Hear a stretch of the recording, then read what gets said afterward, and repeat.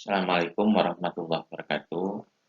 Di video kali ini kita akan membahas tentang fungsi rekursif ya. Nah, fungsi rekursif sendiri mungkin sudah Anda pelajari di mata kuliah lain seperti mata kuliah pemrograman ya. Namun berdasarkan pengalaman, fungsi rekursif ini termasuk materi yang agak sering dilupakan oleh mahasiswa sehingga eh, akan kita review di sininya. Nah, fungsi rekursif ini bersama dengan recurrent relation itu merupakan pengantar untuk materi analisa efisiensi algoritma rekursif ya.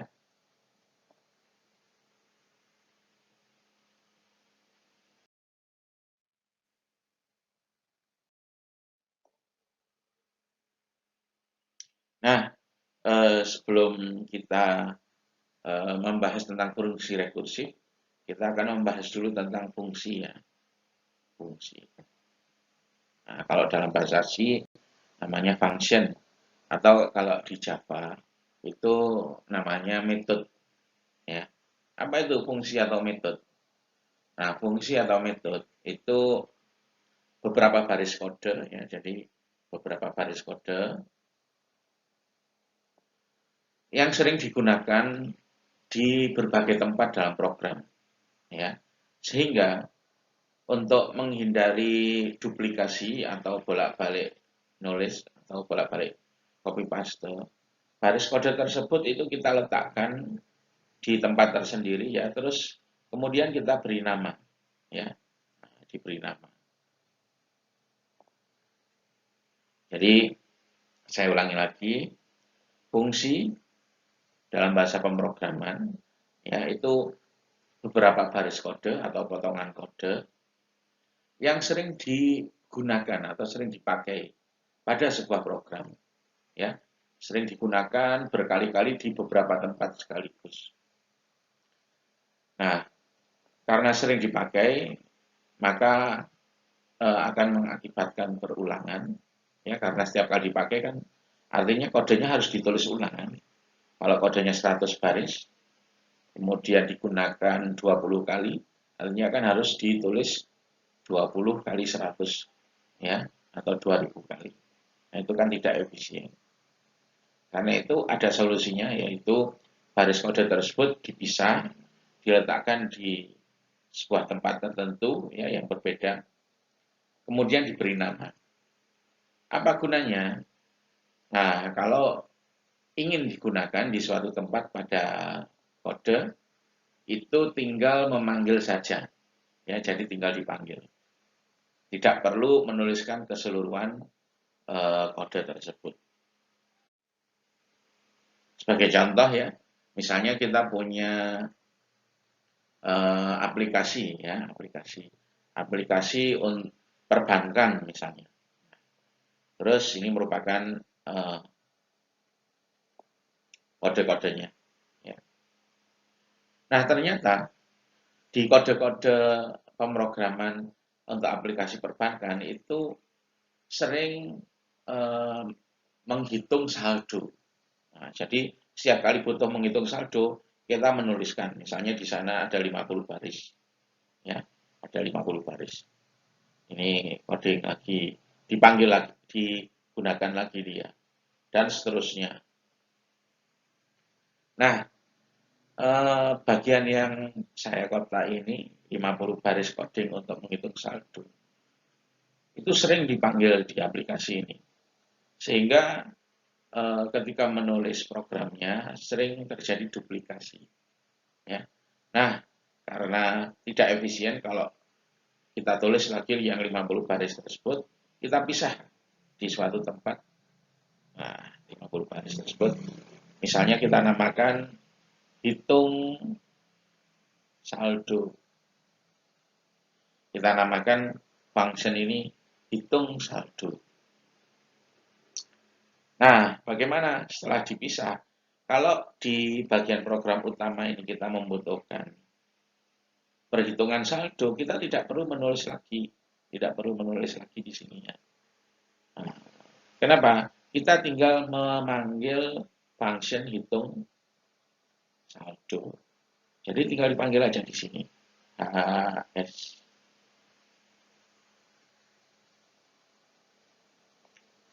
Seperti ini ya. Tinggal dipanggil. Satu baris. Tidak perlu menuliskan 50 baris. Di sini juga.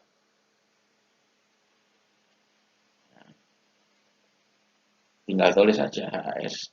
Dipanggil di sini. Ya, jadi di sini kita nggak perlu menulis 50 baris. Hanya satu saja. Yaitu pemanggilan terhadap HS. Kemudian di sini juga satu kali saja ya. Pemanggilan terhadap HS. Ya, jadi ini HS-nya dipanggil. Nah, sehingga coding kita akan lebih singkat dan lebih efisien ya. Jadi setiap kali membutuhkan potongan coding untuk menghitung saldo tidak perlu menuliskan 50 baris tadi. Cukup memanggil HS seperti itu ya. Lebih singkat, lebih singkat. Itulah namanya fungsi ya. Nah, tidak perlu saya jelaskan lebih dalam lagi karena Anda pasti sudah paham ya. Nah, fungsi itu ada dua jenis ya. Ada fungsi non rekursif dan fungsi rekursif. Untuk fungsi non rekursif itu contohnya seperti di slide sebelumnya, yaitu fungsi HS untuk menghitung saldo ya. Jadi dari program utama main, kalau dia butuh HS, ini misalnya dari suatu program ya, dari main. Kalau butuh HS itu ada di tempat lain, diletakkan di file yang berbeda atau baris yang berbeda. Kita tinggal memanggil di sini. Ya. Nah, itu fungsi non rekursif. Ada juga fungsi yang jenisnya fungsi rekursif ya. Apa itu fungsi rekursif?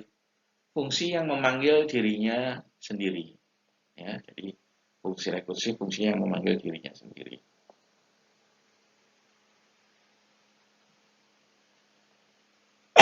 Sebagai contoh ya, misalnya kalau di Java, misalnya kita punya metode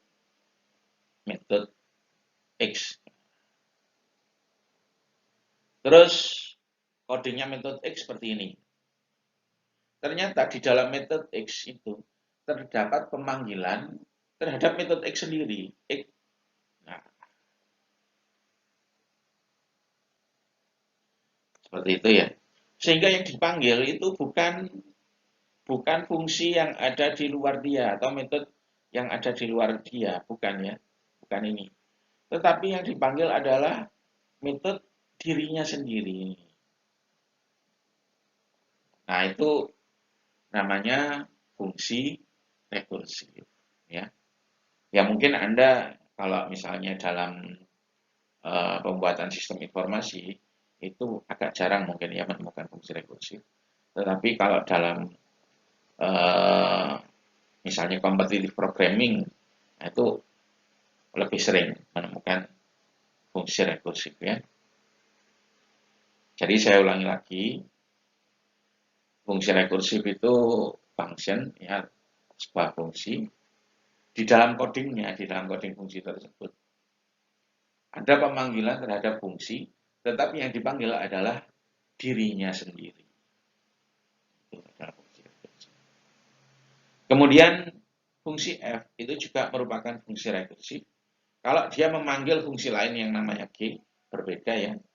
Tetapi di dalam g terdapat pemanggilan f. Jadi misalnya saya punya function f. Nah, ini isi codingnya. Ternyata dia memanggil g, ya, g. Di dalam g ada pemanggilan terhadap f. Nah, jadi dia manggil lagi dirinya. Nah, itu juga termasuk fungsi rekursif. Permasalahan apa yang dapat diselesaikan oleh fungsi rekursif? Tidak semua permasalahan itu bisa dibuat bentuk rekursifnya, ya. Nah, terdapat beberapa ciri dari permasalahan yang bisa diselesaikan secara rekursif. Ini beberapa ciri ini ya. Anda harus bisa bahasa Indonesianya bisa memilah mana permasalahan yang bisa dibuat rekursif, mana yang tidak bisa dibuat rekursif ya. Ciri pertama dari permasalahan yang bisa diselesaikan menggunakan fungsi rekursif ya. Yang pertama, dia memiliki kasus sederhana yang bisa langsung diselesaikan. Ya. Contoh, misalnya permasalahan mencari faktorial. Misalnya n faktorial. Nah, itu kan apa? N kali n min 1 kali n min 2 seterusnya sampai kali itu, ya kan? Itu faktorial. Misalnya 10 faktorial sama dengan 10 kali 9 kali 8 seterusnya sampai kali 1. Ya. Nah, permasalahan faktorial itu memiliki kasus sederhana yang dapat diselesaikan langsung. Contoh ya, 20 faktorial. Nah, Anda kan sulit ngitungnya ya. 15 faktorial. Anda juga sulit ngitungnya. Kalau 0 faktorial, nah Anda kan pasti tahu 0 faktorial nilainya 1. Nah, itu maksudnya ya. 0 faktorial itu merupakan kasus sederhana. Ya. Kita bisa tahu jawabannya. Contoh lain ya. Misalnya pangkat. Misalnya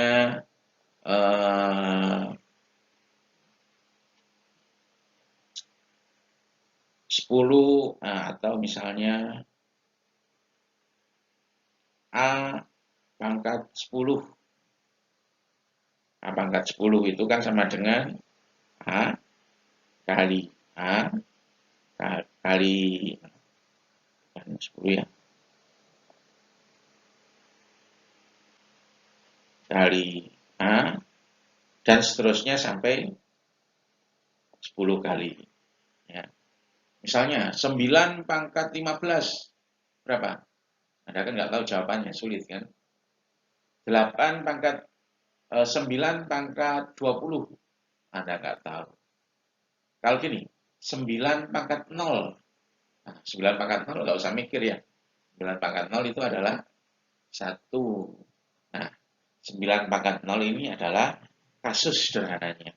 Atau bis case ya. Di mana Anda bisa tahu langsung jawabannya. Nah, itulah bis case ya. Jadi saya ulangi lagi ya. Jadi ada 3 ciri di mana suatu permasalahan bisa diselesaikan menggunakan fungsi rekursif. Yang pertama, dia punya kasus sederhana yang bisa langsung diselesaikan atau kita tahu jawabannya ya. Contoh, kalau kasus faktorial, permasalahan faktorial, 0 faktorial, kita langsung tahu jawabannya. Permasalahan pangkat, 9 pangkat 0. Nah, kalau pangkat 0, maka itu adalah kasus sederhana. Berapapun pasti hasilnya 1. Kemudian ciri kedua, kasus yang kompleks bisa diuraikan menjadi kasus yang identik dengan ukuran lebih kecil, ya, atau recursive case, yang namanya recursive case. Contoh, ya, contoh, n faktorial bisa diuraikan menjadi n kalikan n min 1 faktorial, ya, misalnya 10 faktorial itu kan sama dengan 10 dikalikan 9 faktorial. Nah, Anda lihat di sini, awalnya permasalahannya adalah menghitung 10 faktorial. Terus diubah menjadi ini. Sama-sama faktorialnya. Ya, sama-sama faktorialnya.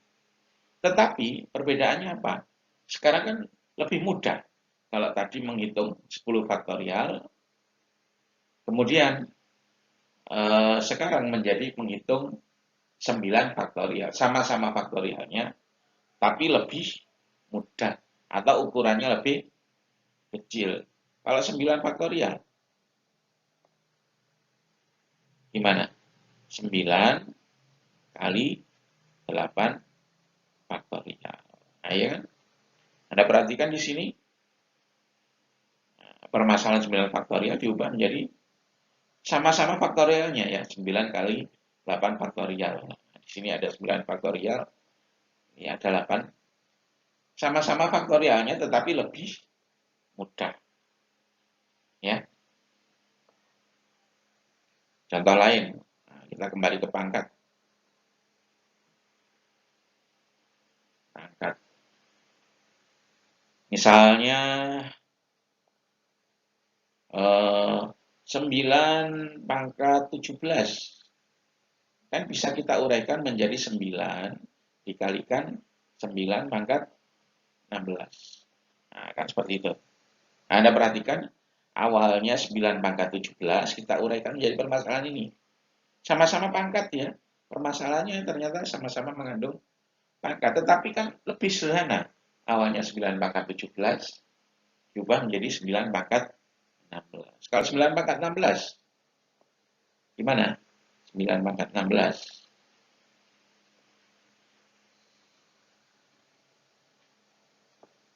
Bisa diurai menjadi 9 kalikan 9 pangkat 15. Nah, seperti ini ya.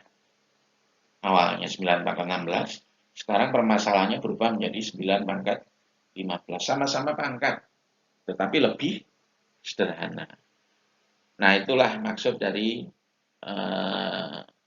ciri kedua ya. Jadi kasus yang kompleks, ya, kompleks bisa diuraikan menjadi kasus yang identik, ya, tetapi ukurannya lebih kecil atau lebih sederhana. Ya. Awalnya untuk yang faktorial, ternyata bisa diubah menjadi faktorial yang lebih gampang. Awalnya pangkat, bisa diubah menjadi pangkat yang lebih gampang. Nah, itu ciri kedua ya. Ciri kedua itu namanya recursive case. Kalau ciri pertama namanya base case. Ya. Nah, sekarang kita masuk ciri ketiga.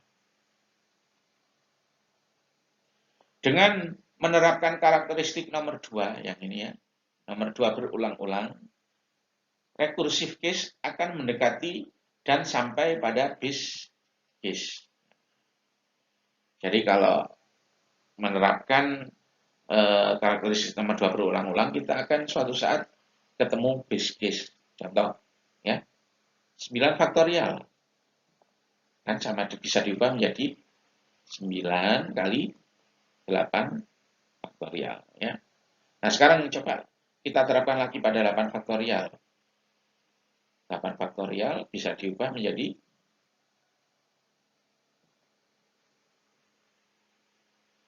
8 kali 7 faktorial.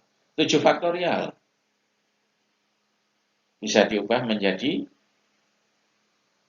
7 kali 6 faktorial. Nah, kalau kita terapkan berulang-ulang, kan akan masuk atau nyampe ke apa? 0 faktorial kan? Ya, nyampe juga ke 0 faktorial. Jadi, kalau kita menerapkan karakteristik ini berulang-ulang, suatu saat kita akan sampai ke 0 faktorial. Nah, itu maksudnya. Ya.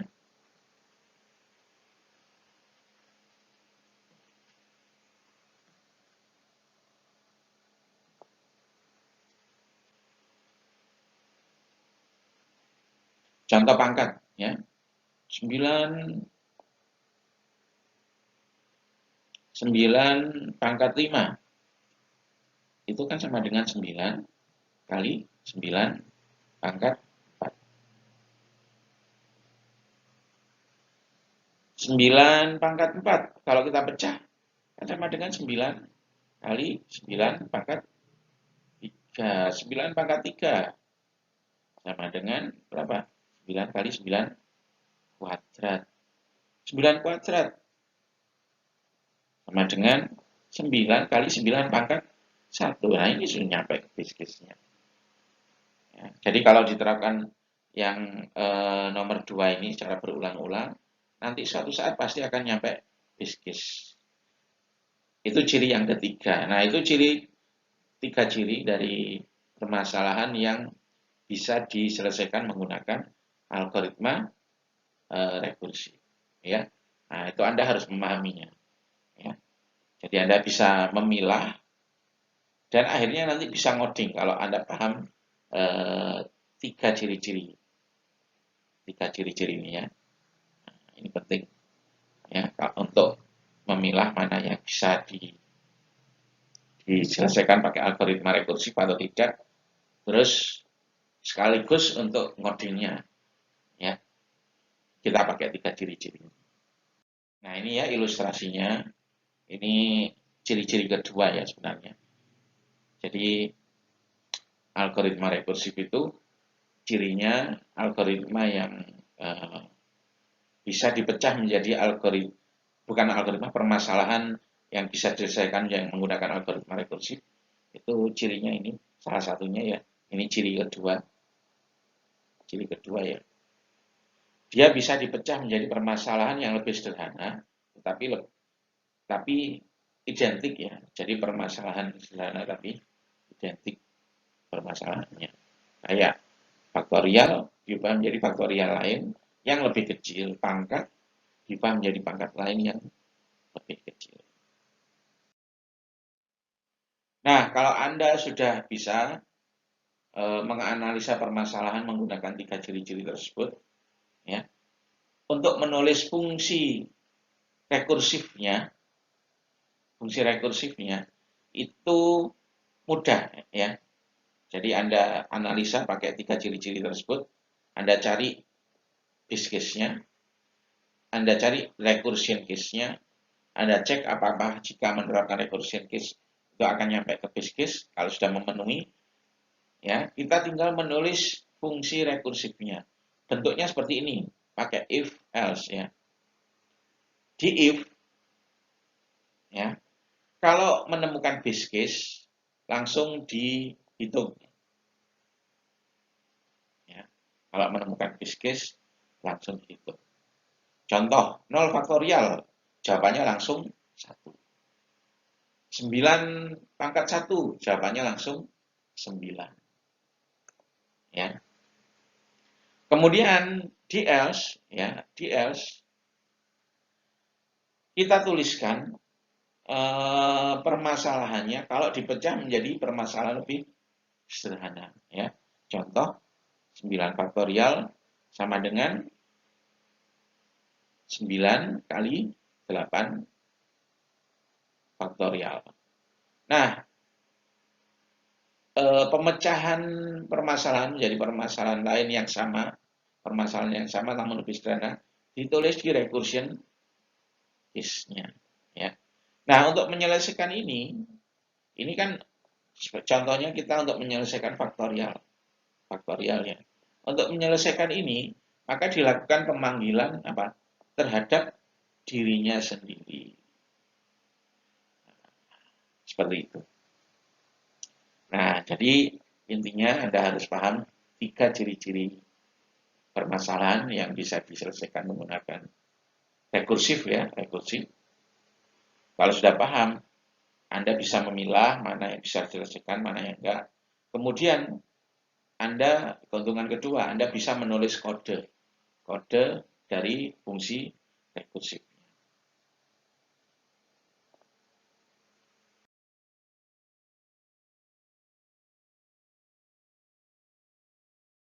Latihan, ya, latihan. Buat fungsi rekursif untuk menghitung nilai X pangkat N. Ini permasalahan pangkat ya. Nah, sekarang kita cari ciri-cirinya ya. Apakah X pangkat N itu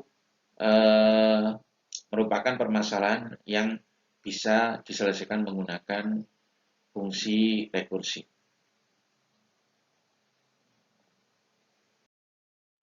Nah, kita coba mengerjakan soal nomor 1 ya. Kita membuat fungsi rekursif untuk menghitung pangkat ya, misalnya A, misalnya pangkat X. Nah, seperti ini. Kita cari ciri pertama, A pangkat X. A itu bisa berapapun, X bisa berapapun. Ya, misalnya 9 pangkat 16 perpangkatan. Apakah dia punya base case? Base case yaitu kasus di mana perpangkatan ini langsung ada jawabannya. 9 pangkat 16 Anda bisa langsung tahu jawabannya, nggak bisa ya. 9 pangkat 17 bisa. Bagaimana kalau misalnya 9 pangkat 1 berapa? Oh, langsung kita tahu ya. Nilainya adalah 9. Ya.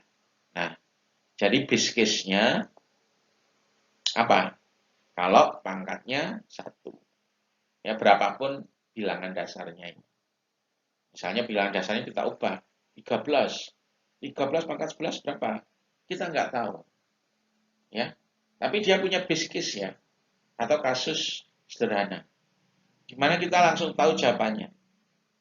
13 pangkat 1 berapa?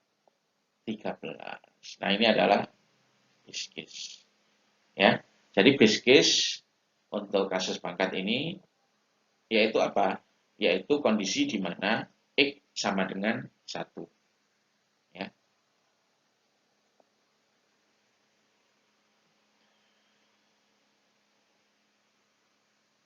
Base case.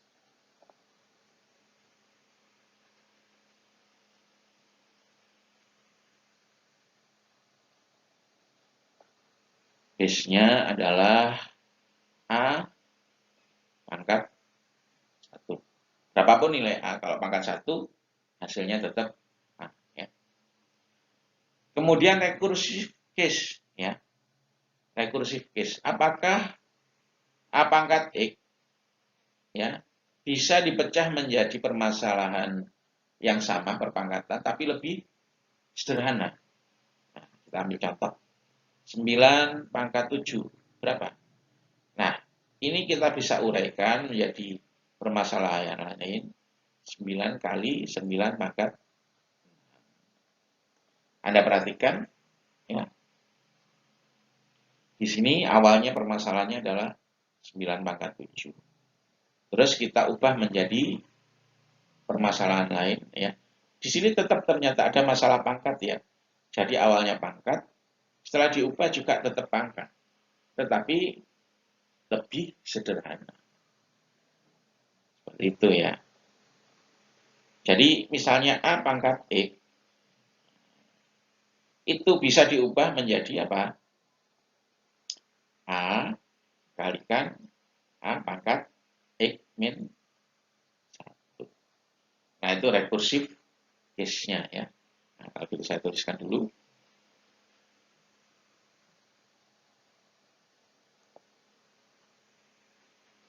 Ya. Jadi rekursifnya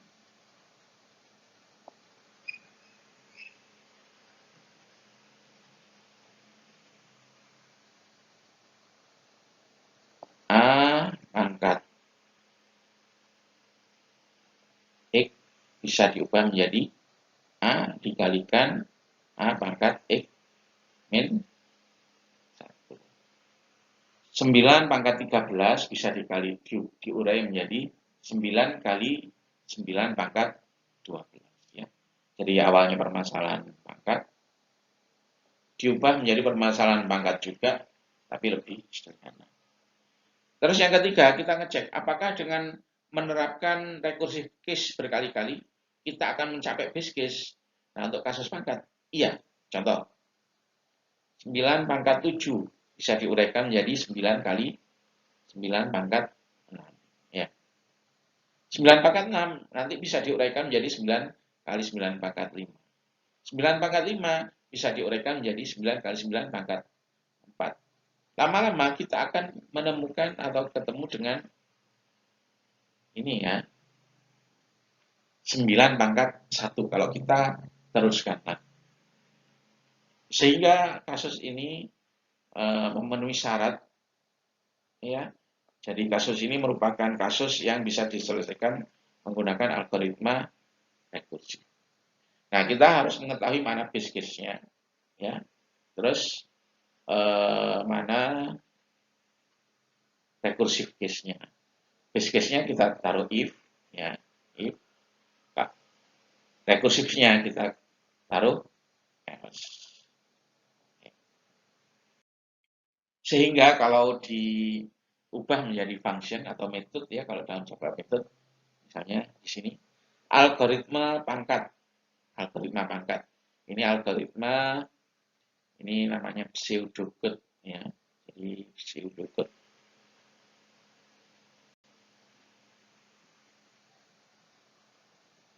Algoritma pangkat. Kalau dalam Java ya translate-nya metode apa gitu ya. Algoritma pangkat dia menghitung nilai x pangkat n ya. Agar bisa ngitung x pangkat n ya harus tahu x-nya, harus tahu n-nya ya. Jadi di sini inputnya adalah x dan n. Nah, saya ulangi lagi, algoritma ini menghitung x pangkat n, agar bisa mengerjakan ya tentu harus tahu berapa nilai x, berapa n, sehingga di inputnya, input ini harus tahu berapa x, berapa n ya, input.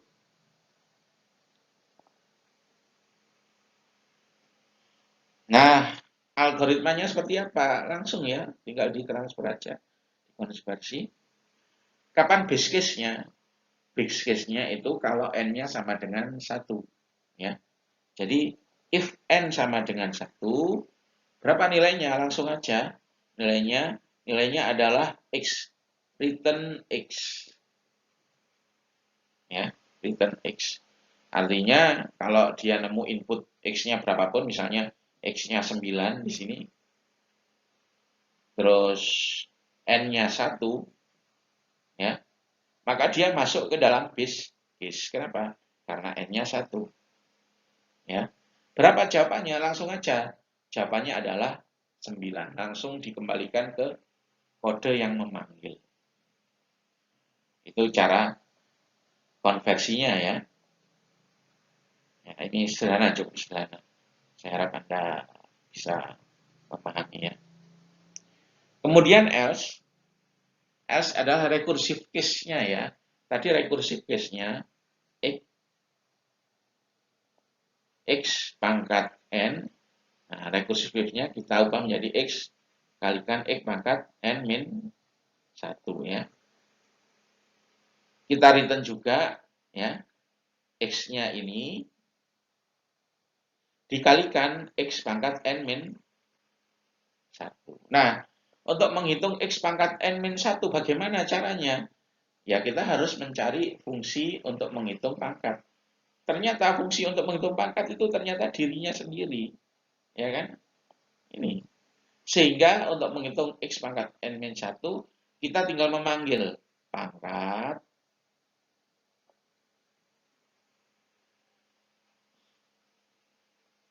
ya, pangkat inputnya. Untuk menghitung pangkat kan harus tahu inputnya. Yang pertama bilangan basisnya ya, x, tetap x-nya ya. Ini. Kemudian pangkatnya. Pangkatnya di sini yang diinputkan adalah apa? N-1. Kita sekarang tidak menghitung n ya, tetapi N-1. Nah, prosesnya akan berulang lagi. Ya. Prosesnya akan berulang lagi. Jadi seperti inilah ya cara untuk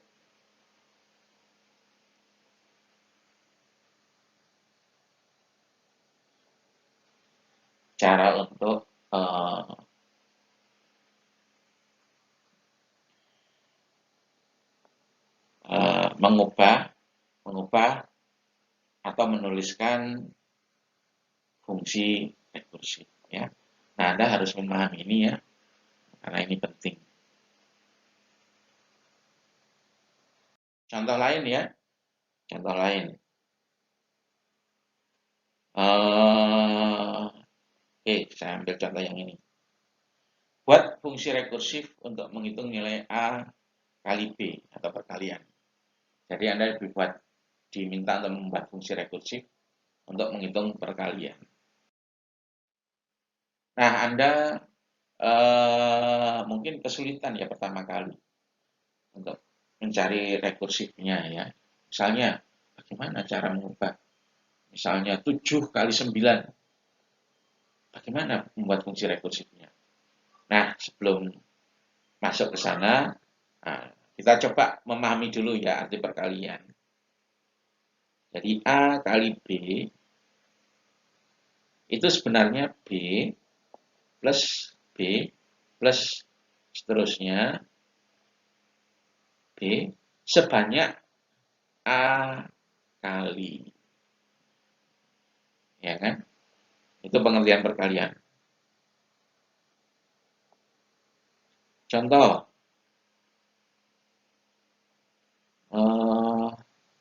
5 kali 8. 5 kali 8. Jadi 8-nya itu kan ada 5 kali ya. Jadi sebenarnya 8 plus 8 plus 8 plus 8 plus 8. Nah itu maknanya ya. 5 kali 8. Jadi 8-nya ada 5 kali ya. 3 kali 7. Artinya 7-nya ada 3 kali. 7 plus 7 plus 7. Seperti ini. Ya. Nah, itu makna dari perkalian. 5 kali 8. 8-nya ada 5 kali. 3 kali 7. 7-nya ada 3 kali. Anda minum obat 3 kali 1 butir sehari. Artinya apa? 3 kali minum masing-masing 1 butir. Seperti itu artinya. Ya. Kemudian untuk perkalian, kapan kita bisa tahu jawabannya? Secara langsung atau base case-nya.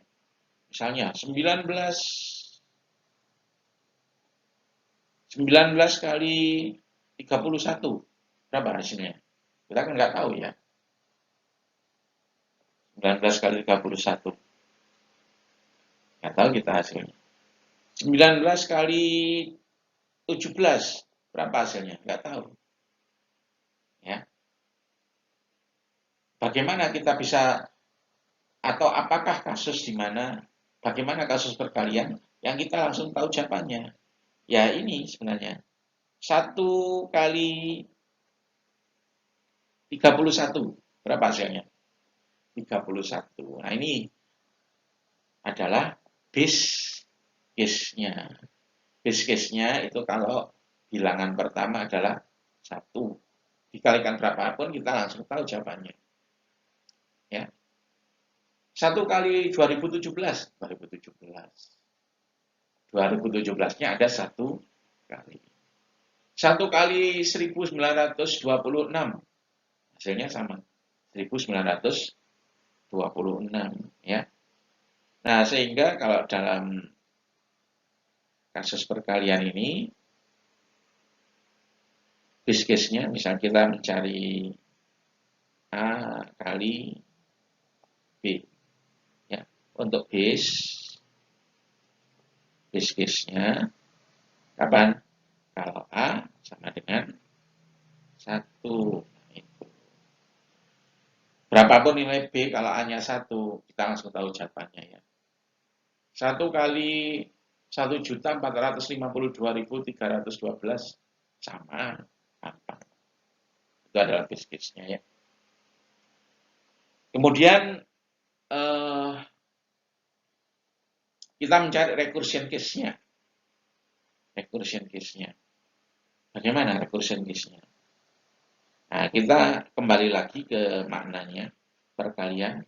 5 kali 6 itu 6 plus 6 plus 6 plus 6 plus 6 sebanyak 5 kali ya. Nah, sekarang misalnya ini kita kurung gini. Terus kita nyatakan dalam perkalian. Ya, berapa ini? Artinya ini kan 4 kali 6 karena 6-nya ada 4. Sehingga 5 kali 6 itu bisa kita tulis lagi menjadi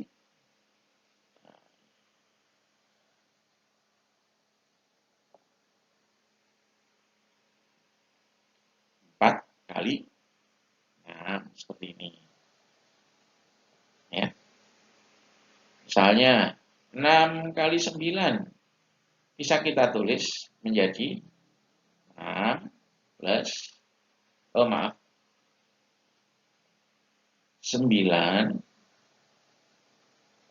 plus 5 kali 9. Ya, jadi ini adalah recursion case-nya. Sehingga untuk recursion case-nya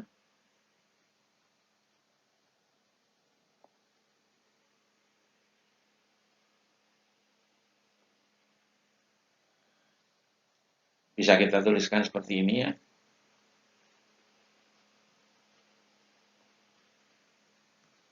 Case-nya gimana?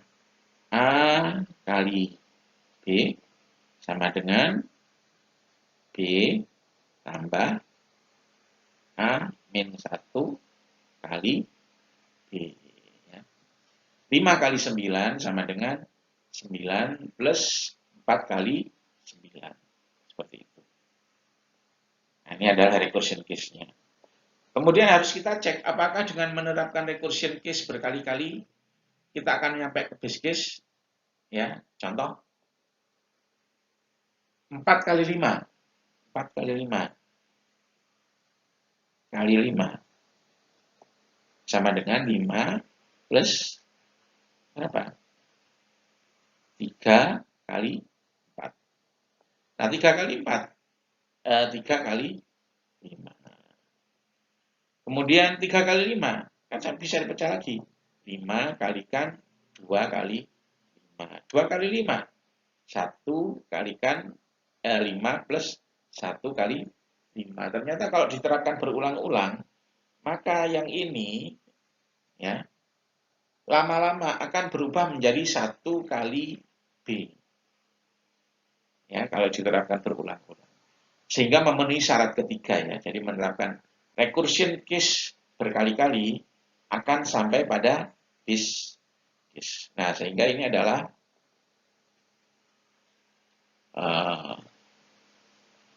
kasus yang bisa diselesaikan menggunakan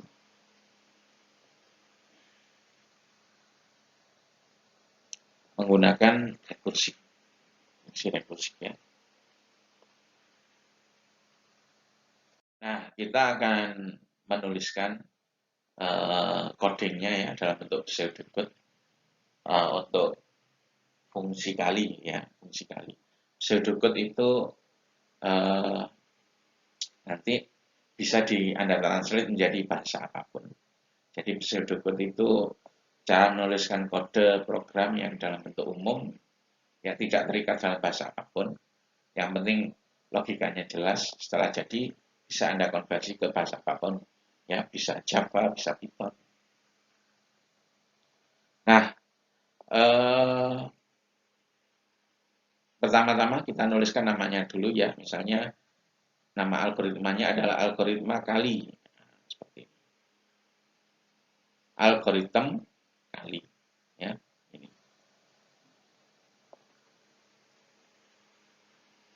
Ya. Algoritma itu kalau Java ya metode itu ya. Misalnya metode kali, seperti itu konversinya ya. Metode kali. Nah, kali ini menerima 2 input yaitu A dan B. Ya. Algoritma kali ini ya untuk menghitung nilai A kali B ya. Jadi misalnya A-nya 4, 4 kali 5 lah. Nah, kita manggilnya apa? Kali 4,5 ya. Ini menjadi A, ini menjadi B ya. Seperti itu. Inputnya integer positif A dan B ya. Di sini A-nya 4, B-nya 5 sebagai contoh. Ya. Outputnya nilai A kali B.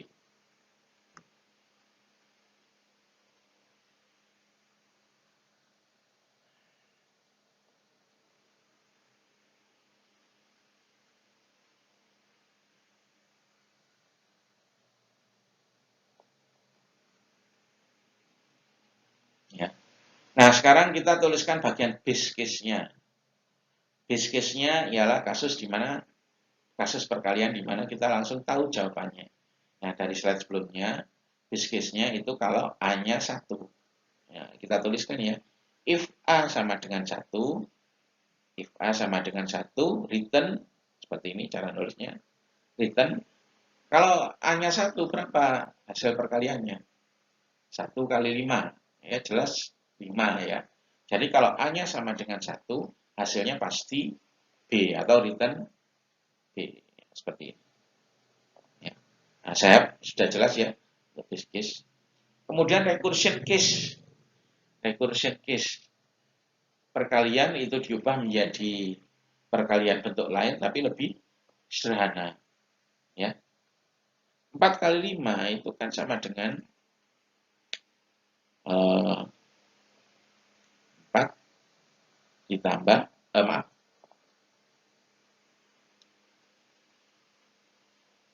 5 ditambah 4 kurangi 1 kali 5, kan seperti itu.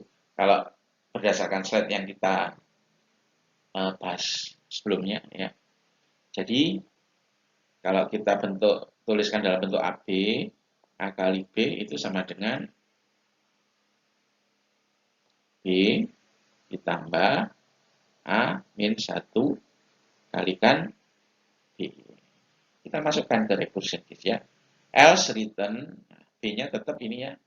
B-nya di sini, plusnya sama. Nah, sekarang kita menghitung A min 1 kali B. Bagaimana caranya? Ya, kita panggil function untuk menghitung kali. Dan ternyata untuk menghitung kali, ya dirinya sendiri. Kan ini ya. Nah, sehingga yang kita panggil adalah kali. Dia memanggil dirinya sendiri. Ya, tapi ingat parameternya berbeda ya. Kalau yang awalnya kita menghitung A kali B, di sini kita menghitung A min 1 kali B, sehingga parameternya di sini A min 1, di sini B. Ya, saya harap Anda paham ya bagaimana cara menuliskan algoritma ini algoritma rekursif ya. Kalau kesulitan Anda harus mau latihan. Ya, harus mau latihan.